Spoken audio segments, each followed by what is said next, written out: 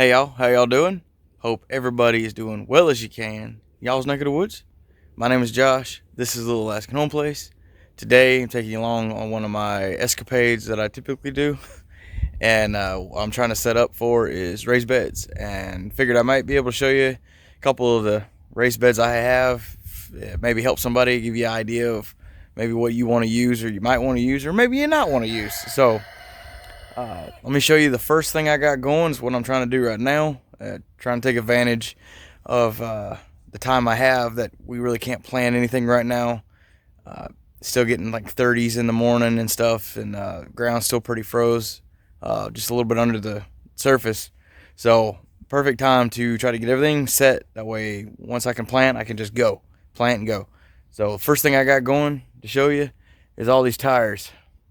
These are all old semi tires I got for free. Um, I got like 16 of them, I believe. Had a trailer loaded down last fall, and I've just been storing them up till this time. That way I could use them, make a good raised bed free. And so anyway, let me get you set up. I'll show you how, like I said, I'm cutting these out, opening them up, getting more room in there so I can just put more stuff in it. And so stay tuned. All right, y'all. So all those tires I've cut, that's 15. This is the last one, and I figure I'd save this one to show y'all what I'm doing on cutting this out from what I've researched and everything online. You know, uh, Sawzall, something like that. Kind of the best way to go, in my opinion, anyway. So I got my Sawzall with this is a metal blade. I've tried a wood blade and it didn't really like it too much. But this is just your cheap. It's a 6-inch blade. I'll show you how I cut it out and everything. Uh, Using that, I got a grinder to nip a little bit of the wire that's in these tires. And just to show y'all, but quick, what do you call it? Note. Some people I know have, qualms with using tires for gardening because, there's this thing about they could leach into the ground and all this kind of stuff. I said, this is just what I'm doing. If you don't like it, don't do it. Totally cool. If you don't want to use tires, by all means, don't use tires. For me, my whole life growing up, I know of old folk down south that had tires. Old folks have been growing in tires for decades. And they're kicking around 80, 85 at least. So, I don't know if it's that bad, but, whatever. To each your own. So, do what you want to do. You do you. So, like I said, this is just for me. Here, like I say, the ground stays frozen so much longer than in these raised beds. And now that I've seen this year, especially with the raised beds I have already established, they thawed out well and ahead of what the ground has. It's just the outside temperature is still too cold. If I had a little cold frame on them or something, I could have actually probably planted in them. But anyways, I'm still going to work on that. I got a lot of projects I got going. So let me show you what I'm doing. So that was my spiel. I'm gonna, like I said, so let me show you how I gotta do this real quick. Blade is about shot. It took me about 3 blades for 16 tires, just to let you know, on semis. So just food for thought. It's like, I don't know, $6, $10 for blades. So let me show you what I got going. Safety first.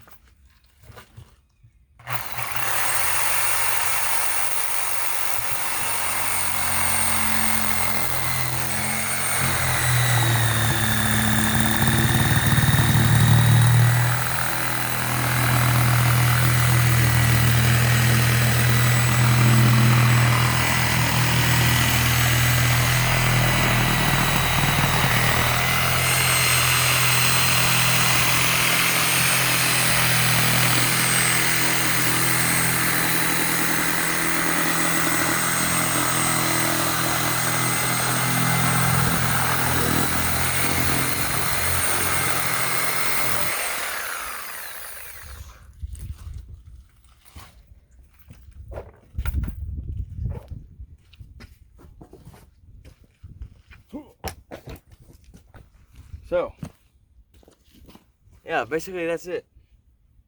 Not too long. Somebody's probably gonna ask, why didn't you cut through, from where your wheel would have been? I found that out first time I did one. Is right there. What makes kind of sense now, hindsight's 2020. right there where the wheel goes is like extra hard. So I was sitting there just burning a blade up trying to cut through that. So you're better off starting in the sidewall where it's a little softer. You know, it's got that flex, and it's not as belted hard right there, like, you know, right in here. So if you just, like I said, put your Sawzall like I did and just let it start cutting into it, and then you can go. They say it goes pretty quick. Buzz it open. Like I said, I just do that to where I can make use of the whole tire. If I just lift, you know, if I left the tire like it was, which you can, you know, I'm just losing, you know, whatever, 8-10 inches of space I can grow. I got a little bit of wire over there where I'm going to take my little grinder and nip it off, just so you don't get your fingers. And yeah, I mean, like I say, it's an option. You know what I mean? May not be for everybody, but it might be for somebody. So yeah, I did this, like say, well, this is number 16, and 16 times. So it's not too terrible. If you only had like a few, I would say you could do both. I got a couple that I was doing both sides, but after I realized, you know, how long it was taking doing the entire tire, it's like, you know what, it ain't worth. It's not worth it. If I only had a few tires, yeah, I would do both sides. It's, you know, that way if you wanted to flip it, you could just flip it out easily, and the dirt would stay down, and you could shovel it up, you know, a lot easier. But you know what, heck with that, I ain't doing it on 16 tires. And then another note I wanted to say, you know, it's not got to be perfect. I mean, if I could have took my time and done it, but I just rather buzz through it because I had so many to do. Is another thing I would do is I would leave a little bit of a lip. You know, that just holds that integrity of the tire in that circle. Because if you cut it flush, I mean, over time I could see it trying to warp. You know what I mean? Not holding its cup shape. So I'm hoping just, you know, leaving that, you know, a couple inches around the side, that right there is enough to keep that tire in that circle. You know what I mean? That way it won't want to flex over time. So anyway, this is one option. Like I was saying, I got two other things I could show you real quick, and yeah. So hold on tight. All right, y'all. Hopefully the wind ain't too bad. So this is one of my other raised beds I've got, and you can see these right here. Got an empty one. I'll show you a little closer. Got some strawberries in here that actually froze over the winter, so they're still kind of green. They're trying to come back, so that's great. But anyway, I bought these raised beds on Marketplace back when I had a Facebook. Some guy had I think I bought 11 of these, or 12 or something like that, for like $200. So it's just an option. Like I was saying, this one obviously I didn't make. They're cool as you could take these layers. I don't know where you would get these at, but these are pretty sweet. I believe they're 5 foot long and 3 foot wide. And you could take these layers up off of each other and you make it taller or make it shorter. So like I say, keep your eyes out on like Craigslist, on Marketplace and such like that. And you could run into a good deal, like I was saying. So I got another one, an empty one. I could kind of show you. Still some fabric that was hooked to it. And see, it's got these little lips on it and these screws, and you can pull the screws out. You could add to it or bring it back down or whatever. So, you know, I'm gonna fill this one in, and I'm probably gonna move this one. But like I say, it's an option. All right, y'all. So this is the last one style of raised bed I've got. Now, see, these I've made. So this is galvanized tin, and before anybody says, what I've looked up and researched, galvanized is 100% okay. But again, you do you. If you don't like this, don't do this. It's okay.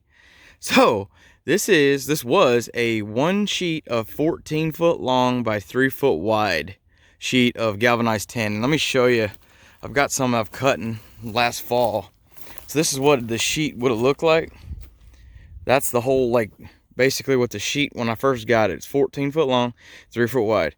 So what I did right here, I cut 4 foot off right there. These are 4 feet long. Then I ripped it in half, and then I split that in half. So that what you end up with is this bed. So this bed is 10 foot long, 4 foot wide, and 1.5 foot tall. So it's a really nice height and everything. And you can see I've tried to fill it up with some old logs and stuff. This is what I would believe is the hugelkultur style of growing. Let's say whatever floats your boat or your goat, either one. And so anyway, just to fill it up and kind of save on some dirt too. But so anyway, this is I really do like this.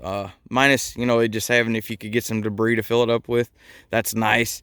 I'm actually thinking I may rip those twice and make them thinner. I don't know, I'm thinking about it. And that way I could double down and I'd have 4 beds versus 2. We'll see. So, but like I say, I got one complete. Let me show you this contraption I made last year was just to see. The winds blowed it really bad. We've had a lot of bad wind last few days. This was one, so this one is done. And I've actually grew tomatoes in this thing last year, and they did way better than outside. So this, and it holds heat if it's not all blowed in. Like I say, I don't have anything in it right now. But like I say, so this is the all filled in and everything with dirt. And I just built this as a real rudimentary, seeing if, you know, if I couldn't get lumber and everything, could I make something to make like a really crude greenhouse.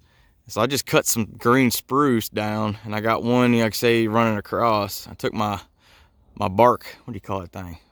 Barking knife, whatever, you know, rip the bark off. That way the plastic laying against it, at least on one side, is slick. That way I don't have to worry about poking holes in my plastic. And then all I did was I drilled a hole. So this has no nails in it at all, by the way. I drilled a hole through these two, and I got another green piece of whatever part of tree. I think I used birch on that because it's a little bit hard. It's a hardwood. Spruce being a softer wood, birch being harder, make a better dowel, I think, in my mind. And then I just kind of whittled it down and I drove it through as kind of a nail. And then I did some kind of whoop-de-loo lassoing deal as a extra precaution. And then, yeah, I just draped this plastic over the sides. And what I've been doing is I'll just lay some rocks or something on it. You know, it worked. You know, I mean, it definitely could use some improving, but it's not bad. It worked really well. So, like I say, it's an option for some people. Maybe. I don't know. Maybe not. So, anyway, that's for you. Yeah. So, hopefully, you maybe found some value in this video. I'm going to be doing a lot of gardening videos coming up because that's what I'm going to be doing a lot of here recently, is getting all my stuff pulled in and out. So hopefully here in about a week-ish, I think about a week, I'll be able to start planting outside, as long as the temperatures do right. Like I say, our ground is ultra cold right now, y'all. I mean, if you put your hand, you see my hand is pink, because it's not exactly warm out here. The wind's blowing. That's why I actually got a jacket on. It's just a little nippy. It's dreary and rainy, just a day. So, like I say, that's why up here we're having to wait, at least for if you don't have a greenhouse. I'm going to build one, but I'm probably not going to even use it. This year I'll have it for next year. But, so anyway, that's the whole thing I got going. I'll be bringing, like I say, a lot of gardening videos, probably some fishing videos coming up, and trapping videos. So, stay tuned. Thank y'all for watching. Take care. God bless. The end.